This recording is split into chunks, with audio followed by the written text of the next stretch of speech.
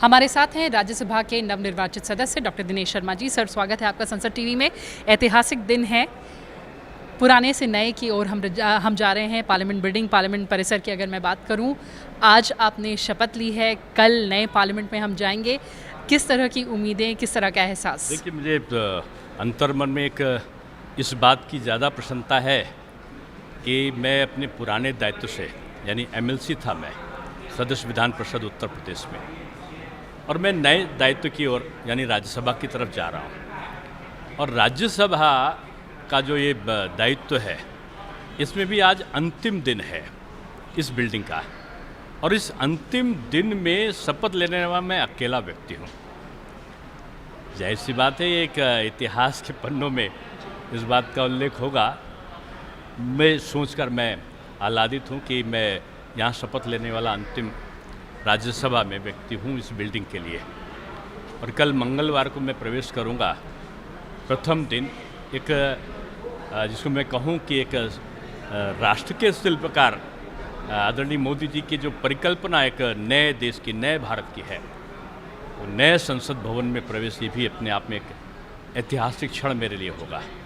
और जाहिर सी बात है कि यहाँ की एक गरिमापूर्ण उपलब्धियाँ, स्मृतियाँ, इस बिल्डिंग की ऐतिहासिकता और नई बिल्डिंग की आशाएं, इन दोनों का एक समन्वय एक निश्चित रूप में एक संतुष्टि देने वाला होगा।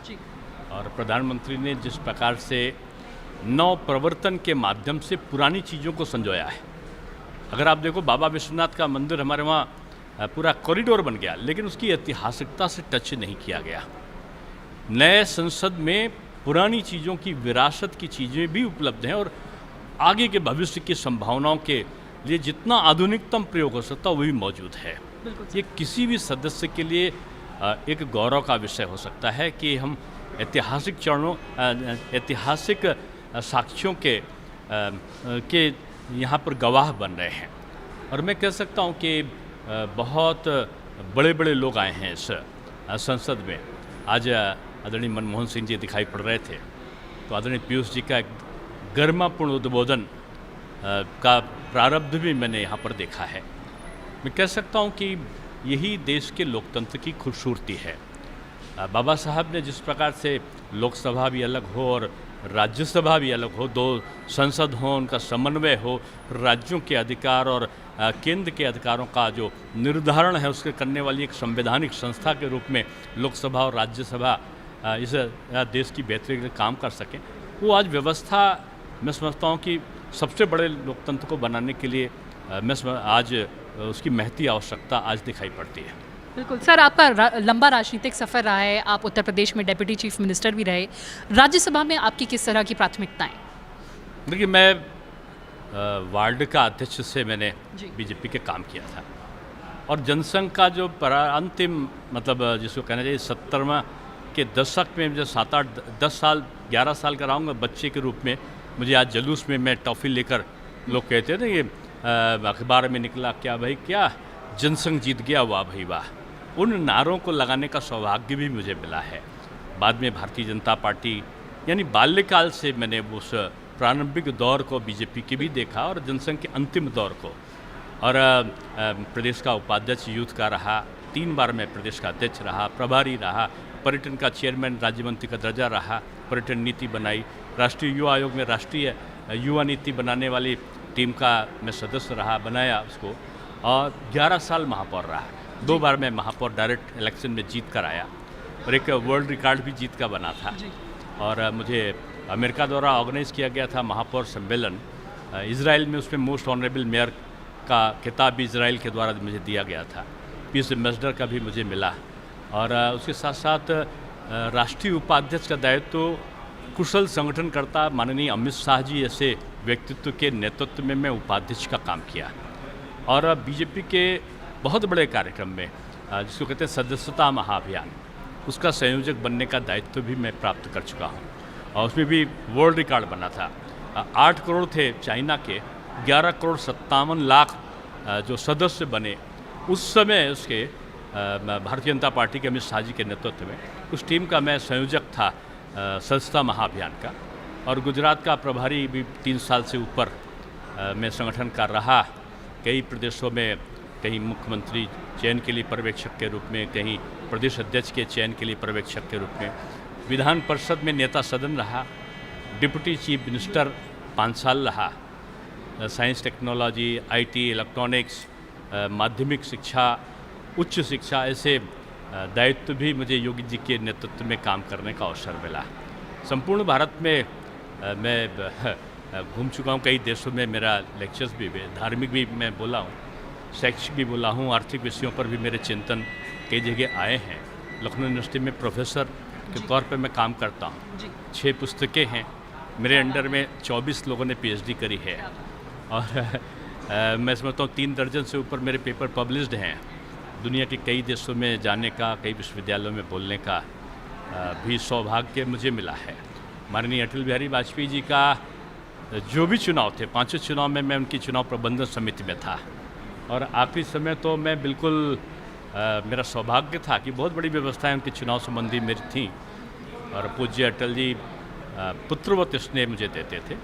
मेरे श्रद्धेय पिताजी श्री केदारनाथ शर्मा पाधा जी लखनऊ में एक छोटे कार्यकर्ता थे जनसंघ के जमाने से, और जब श्रद्धेय दीनदयाल उपाध्याय जी लखनऊ आए थे तो मेरे पिताजी को उनका सानिध्य मिला था और वो मेरे आवास पे कई बार उनका आना हुआ, अटल जी का भी आना हुआ। तो बाल्यकाल से ही मैंने अटल जी, कुशाभाऊ ठाकरे, सुंदर सिंह भंडारी, आदरणीय कलराज मिश्र जी का सानिध्य में संगठनात्मक काम, राजनाथ सिंह जी, कल्याण सिंह जी, इन सब के, राम प्रकाश गुप्ता जी प्रतित्व भाव से मेरे थे, इनके साथ काम किया है। कई पत्रिकाओं का मैं संपादक भी रहा हूँ, कई समाचार पत्रों में मेरे लेख भी छपे हैं। चुनाव के समीकरण और आंकड़े इकट्ठा करना भी मेरा शौक़ रहा है और छात्र जीवन में मैं कह सकता हूँ कि जहाँ भी चुनाव लड़ाया होगा तो वो चुनाव में जीत हासिल करने में सफलता मिली ईश्वर की अनुकंपा से। तो एक छात्र राजनीति से लेकर फिर विद्यार्थी परिषद का अध्यक्ष बना, फिर संघ परिवार के तमाम दायित्वों में रहा। मैं भारतीय शिक्षण मंडल का अवध क्षेत्र का संयोजक था, विश्व संवाद केंद्र का विश्व संवाद पत्रिका में निकालता था, मीडिया सेंटर का, उसका संपादक रहा और उसके बाद मैं राष्ट्रीय शैक्षिक महासंघ में, विद्या भारती में कई पत्रिकाओं का संपादन का, एक जिसको कहना चाहिए कि जिस विधा में जो भेजता था उस विधा में जाना और उस विधा में काम करना मेरा शौक़ था। और मैंने एक चीज़ नहीं, ज़िंदगी में मैं कभी जब भी पढ़ा, मेरे पिताजी एक साधारण से कर्मकांडी ब्राह्मण थे, पुरोहिती पुजारी का काम करते थे, पहलवान थे, माँ साहित्य रत्न विशारद थी, विदुषी माला थी। हम लोगों ने शुरुआती दौर में एक सामान्य तरीके से शुरुआत किया, बाद में उनका बिजनेस अच्छा चला, लेकिन जो परिवेश था संघ और भारतीय जनता पार्टी का, उस परिवेश ने निश्चित रूप में मेरे जीवन की दशा और दिशाएं दोनों बदली। मैं थ्रू आउट फर्स्ट डिविजनर रहा हूँ, मैं कभी सेकंड नहीं आया। एमकॉम, डीपीए, पीएचडी, तमाम जर्नल्स में कई जगह पर लेक्चर्स, कभी जो सेलेक्टेड अधिकारी हैं उनको ट्रेन करना, अलग अलग दिशा में अलग अलग काम का एक अनुभव रहा है और विभिन्न प्रदेशों में जाकर संगठनात्मक कार्यों को करने का एक शौक़ रहा है मेरा। और मैं सौभाग्यशाली हूँ, आदरणीय अटल जी, आदरणीय मोदी जी भी मेरे जब वो संगठन में राष्ट्रीय टीम में थे वो पार्टी के, तो वो यूथ के प्रभारी हुआ करते थे और मैं युवा मोर्चे का अध्यक्ष था। कई बार कार्यक्रमों में उनका भी सानिध्य और मार्गदर्शन मुझे मिला। महापौर के तने में गुजरात कई बार गया और की नोट एड्रेस मुझे इंफ्रास्ट्रक्चर के बारे में बोलने का अवसर मिला। मैं कह सकता हूँ कि स्मृतियाँ तमाम बड़े नेताओं की, तमाम उनके आदर्शों की संजो ये यात्रा चलते चलते अचानक महापौर का चुनाव लड़ा, जीता, दोबारा फिर लड़ा, कार्यालय नहीं खोला, हमारा कहीं होल्डिंग नहीं, पोस्टर नहीं, कहीं बूथ के लगाने के लिए कोई वो नहीं, और उसमें जीत हुई और सरकार विपक्ष की थी। ये कार्यकर्ताओं का स्नेह, पार्टी का मार्गदर्शन, संगठनात्मक जो हमारे श्रेष्ठ नेता थे उनकी एक सीख और आदर्श पार्टी का नीति नीति सिद्धांत उन्होंने सदैव संबल दिया है। और आज मैं राज्यसभा में पहली बार खड़ा होकर आपके समक्ष आया हूँ, तो मेरे एक अंतर्मन में एक उत्साह भी है और काम करने की उत्कंठा भी है। मैंने आदरणीय सुंदर सिंह भंडारी जी ने मुझसे पूछा, जब मैं यूथ का अध्यक्ष बना तो उन्होंने कहा तुमको काम क्या दिया जाए, चुनाव आ रहा है। तो मैंने उनसे कहा कि जहाँ पर कम वहाँ पर हम। तो मैं यही कहूँगा कि जहाँ पर कम है वहाँ पर हम काम करें, एक निचले स्तर से यही आकांक्षा। सर, काफ़ी इंस्पायरिंग जर्नी रही है आपकी। आपने संसद टीवी से बात किया, बहुत बहुत धन्यवाद। संसद से कैमरा पर्सन जुनैद के साथ कृति मिश्रा, संसद टेलीविजन।